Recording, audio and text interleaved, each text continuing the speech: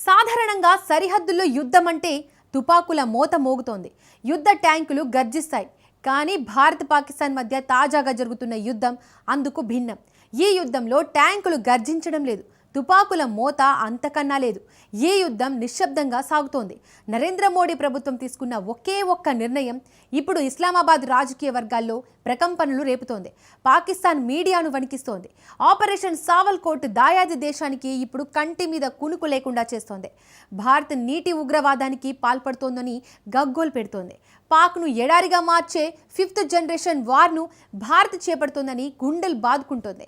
అసలు ఏమిటి ఆపరేషన్ సావల్కోట్? పాకిస్తాన్పై భారత్ వేసిన మాస్టర్ ప్లాన్ ఏంటి? ఎందుకు పాకిస్తాన్ గుండెల్లో రైళ్లు పరిగెడుతున్నాయి? What the story? పాకిస్తాన్కు భారత్ చావు కోటింగ్ ఇచ్చిందా? భారత్ దెబ్బకు పాక్ ఎడారిగా మారుతుందా? పాక్ ఉగ్రవాదానికి సావల్కోట్తో చెక్ పడిందా? ఆసిమ్ మునీర్ ఈ పేరు చెబితే పాకిస్తాన్లో అటు వెళ్లే చీమ కూడా చటుక్కున ఆగిపోవాల్సిందే. ఎందుకంటే ఆ దేశంలో అతడే సుప్రీం లీడర్, దాయాది దేశంలో ఎదురులేని పవర్ఫుల్ నాయకుడు. అయితే ఈ సూపర్ మ్యాన్కు తాజాగా ఘోరమైన అవమానం ఎదురయ్యింది. పాకిస్తాన్ ఫీల్డ్ మార్షల్ హోదాలో తాజాగా జర్మనీలో జరుగుతున్న మ్యూనిచ్ సెక్యూరిటీ సదస్సుకు మునీర్ హాజరయ్యాడు. కాన్ఫరెన్స్ హాల్లోకి వెళ్తుండగా అక్కడి లేడీ సెక్యూరిటీ అడ్డుకుంది. ఐడి కార్డు ఎక్కడంటూ ప్రశ్నించారు. ఐడి కార్డు ఉందని మునీర్ అతని సిబ్బంది చెప్పినా వదల్లేదు. కార్డులు కనిపించేలా ఉంచాలని సెక్యూరిటీ అధికారి తేల్చి చెప్పింది. ఈ అవమానంతో మునీర్ మొహం మాడిపోయింది. ఇప్పుడు ఆ వీడియో సోషల్ మీడియాలో తెగ వైరల్ అవుతోంది. దీన్ని దౌత్యపరమైన ఇబ్బందిగా కొందరు వర్ణిస్తే, మరికొందరు మాత్రం సెక్యూరిటీ ప్రోటోకాల్ కూడా మునీర్కు తెలియదా అంటూ ఎద్దేవా చేస్తున్నారు. మరికొందరైతే అంతర్జాతీయ వేదికలపై పాక్ ఆర్మీ చీఫ్ను ఎవరూ గుర్తించరని, అటువంటి చోట్లకు వెళ్లడం అవసరమా అంటూ సెటైర్లు వేస్తున్నారు. ఈ అంశం పాకిస్తాన్ మీడియాలో మాత్రం మచ్చుకైనా కనిపించడం లేదు. కానీ పాకిస్తాన్ మీడియా మాత్రం మరో అంశంపై గుండెలు బాదుకుంటోంది. దాయాది దేశంలో ఆపరేషన్ సావల్కోట్ ఇప్పుడు కలకలం రేపుతోంది. గత 2-3 రోజులుగా సావల్కోట్ హైలైట్ చేస్తూ కథనాలు నడుపుతున్నారు. అసలు ఇంతకు ఆపరేషన్ సావల్కోట్ సీక్రెట్ ఏంటి?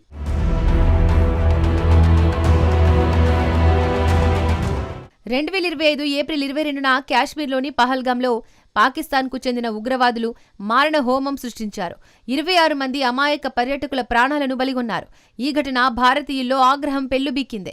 పాకిస్తాన్పై సీరియస్ యాక్షన్ తీసుకోవాలంటూ నరేంద్ర మోడీ ప్రభుత్వాన్ని డిమాండ్ చేశారు. పహల్గాం ఉగ్రదాడికి పాల్పడిన పాకిస్తాన్పై భారత్ మొదటి రియాక్షన్ సింధు జలాల ఒప్పందాన్ని తాత్కాలికంగా నిలిపివేసింది. ఏమిటి సింధు జలాల ఒప్పందం? సింధు ఉపనదులు మొత్తం 6 ఉన్నాయి. చాలా వరకు సింధు నదులన్నీ భారత్ నుండి పాకిస్తాన్లోకి ప్రవహిస్తున్నాయి. అందుకే సింధు జలాల ఒప్పందం తెరపైకి వచ్చింది. నీటి పంపకాలపై స్పష్టమైన ఒప్పందాన్ని 1960లో చేసుకున్నాయి. అసలు ఈ ఒప్పందంలో ఏముంది? 6 నదులను పంచుకోవడానికి ఇరు దేశాలు నిర్ణయించాయి. తూర్పునకు ప్రవహించే సింధు నదులను భారత్కు కేటాయించారు. ఈ నదులను రావి, బియాస్, సట్లెజ్ అంటారు. ఈ నదులపై పూర్తిగా భారత్కు మాత్రమే హక్కులు ఉంటాయి. ఇక పశ్చిమ దిశకు ప్రవహించే నదులను పాకిస్తాన్కు కేటాయించారు. వీటిని సింధు, జీలాం, చినాబ్ నదులుగా పేర్కొంటారు. నిజానికి పాక్కు కేటాయించిన నదుల జలాలపై హక్కులు భారత్కు పరిమితంగా ఉంటాయి. ఈ జలాలను కొన్నిసార్లు భారత్ వినియోగించుకోవచ్చు. అలా అని ఆ నీటిని మళ్లించడం కానీ, నిల్వ చేసుకోవడం కానీ భారత్ చేయరాదు. సింపుల్గా చెప్పాలంటే పాకిస్తాన్కు వెళ్లే జలాలను భారత్ అడ్డుకోరాదు.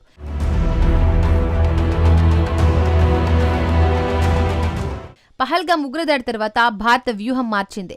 సింధు జలాల ఒప్పందం అనేది స్నేహం, సద్భావన స్ఫూర్తితో ఏర్పాటైనదిగా ఢిల్లీ చెబుతోంది. ఈ విధానాలనే పాకిస్తాన్ తుంగలోకి తొక్కిందని భారత్ ఆరోపించింది. భారత్పై దశాబ్దాలుగా ఉగ్రవాదాన్ని ఉసిగొల్పి రక్తం ఏరులై పారిస్తోందని ఢిల్లీ విమర్శించింది. రక్తం, జలాలు కలిసి ప్రవహించలేవని భారత్ తేల్చి చెప్పింది. అప్పటి నుంచి పాకిస్తాన్కు వెళ్లే సింధు నది జలాలను భారత్ అడ్డుకుంటోంది. పాకిస్తాన్కు సింధు జలాలు జీవనాడి లాంటివి. ఈ నదులు ప్రవహించకపోతే పాకిస్తాన్ ఎడారిగా మారడం ఖాయం. పాకిస్తాన్ ఉగ్రవాదంతో భారత్ను దెబ్బతీయాలని చూస్తే ఇస్లామాబాద్ను నీటితో ఢిల్లీ దెబ్బ కొడుతోంది. సింధు ఉపనదుల్లో ప్రధానమైనది చినాబ్. ఈ నదినే భారత్ టార్గెట్ చేసింది. చినాబ్ నదిపై 1856 మెగావాట్ల సామర్థ్యంతో భారీ హైడ్రో ఎలక్ట్రిక్ ప్రాజెక్టును మోడీ సర్కార్ అధికారికంగా ప్రారంభించింది.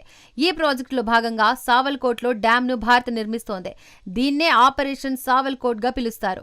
సింధు జలాల ఒప్పందాన్ని తాత్కాలికంగా భారత్ నిలిపివేసిన తర్వాత మోడీ సర్కార్ చేపట్టిన తొలి భారీ వ్యూహాత్మక ప్రాజెక్టు ఇదే. దీంతో ఇస్లామాబాద్లోని రాజకీయ, మీడియా వర్గాల్లో తీవ్ర ప్రకంపనలు రేగుతున్నాయి. జమ్మూ కాశ్మీర్లో కీలకమైన జల విద్యుత్ ప్రాజెక్టులను ముందుకు తీసుకెళ్లాలన్న ప్లాన్లో భాగంగానే భారత్ సావల్కోట్ ప్రాజెక్టును తెరపైకి తీసుకొచ్చింది. దీనిపై నివేదికలు రాగానే పాక్ మీడియా ఒక్కసారిగా ఉలిక్కిపడింది.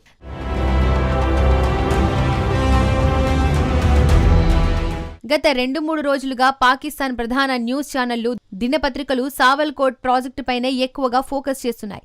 పాకిస్తాన్ను ఎడారిగా మార్చేందుకు భారత్ యత్నిస్తోందంటూ అక్కడి మీడియా గగ్గోలు పెడుతోంది. కొన్ని మీడియా సంస్థలు ఒక అడుగు ముందుకేసి సావల్కోట్ ప్రాజెక్టును 5th జనరేషన్ వార్ఫేర్ గా అభివర్ణిస్తున్నాయి. భారత జల ఉగ్రవాదానికి పాల్పడుతోందంటూ విమర్శిస్తున్నాయి. గత 75 గంటలుగా ఈ ప్రాజెక్టుపైనే డిబేట్లను నడుపుతున్నాయి. తమకు రావాల్సిన నీటిని భారత్ మళ్లిస్తోందంటూ ఆరోపిస్తున్నాయి. చినాబ్ బేసిన్ నుంచి వచ్చే నీటి ప్రవాహాన్ని భారత్ అస్త్రంగా వాడుకుంటోందని గుండెలు బాదుకుంటున్నాయి. 2 రోజుల క్రితం పాకిస్తాన్ విదేశాంగ శాఖ తీవ్ర ఆందోళన వ్యక్తం చేసింది. 1960 నాటి సింధు జలాల ఒప్పందాన్ని భారత్ ఉల్లంఘిస్తోందని, దీనిపై పోరాడతామని పాకిస్తాన్ తేల్చి చెప్పింది. మరోవైపు సావల్కోట్ ప్రాజెక్టుకు సంబంధించి భారత్ నుండి అధికారికంగా వివరణ కోరతామని పాక్ విదేశాంగ శాఖ తెలిపింది. ఈ విషయాన్ని సింధు జలాల కమిషనర్ల స్థాయిలో లేవనెత్తినట్లు పాక్ స్పష్టం చేసింది. సింధు జలాల ఒప్పందం ప్రకారం అవసరమైన సమాచారాన్ని అందించాలని, సంప్రదింపులు జరపాలని కోరుతూ భారత హైకమిషన్కు గతేడాది జూలైలో ఒకసారి లేఖ రాశారు. మళ్లీ ఫిబ్రవరి 11న మరోసారి లేఖ రాసినట్టు సమాచారం. సింధు ఒప్పందాన్ని పూర్తి స్థాయిలో అమలు చేయాలని పాకిస్తాన్ డిమాండ్ చేస్తోంది.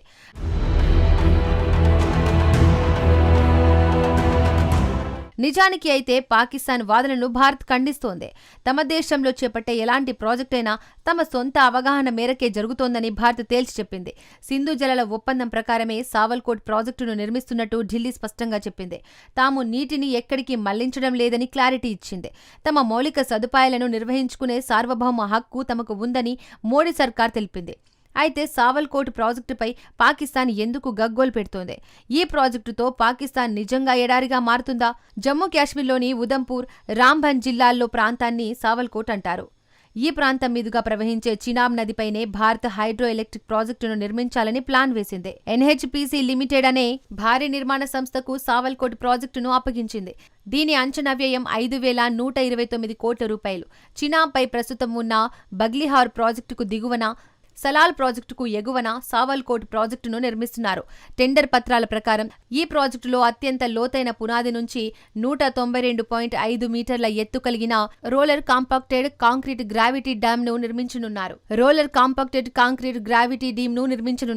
నదీ జలాల ప్రవాహాన్ని మళ్లించేందుకు 3 గుర్రపు నాడ ఆకారపు సొరంగాలను ఏర్పాటు చేస్తారు. ఈ ప్రాజెక్టులో భాగంగా చీనాబ్ నదికి ఎడమగట్టున భూగర్భ విద్యుత్ కేంద్రాన్ని నిర్మిస్తారు.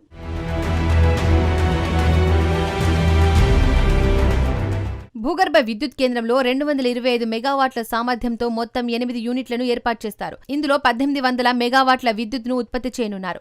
అంతేకాదు పర్యావరణ ప్రవాహ అవసరాల కోసం విడుదల చేసే నీటిని ఉపయోగించి మరో 56 మెగావాట్ల విద్యుత్ కేంద్రాన్ని కూడా ఏర్పాటు చేస్తారు. దీంతో మొత్తం 1856 మెగావాట్ల విద్యుత్ ఉత్పత్తికి భారత్ ప్లాన్ వేసిందన్నమాట.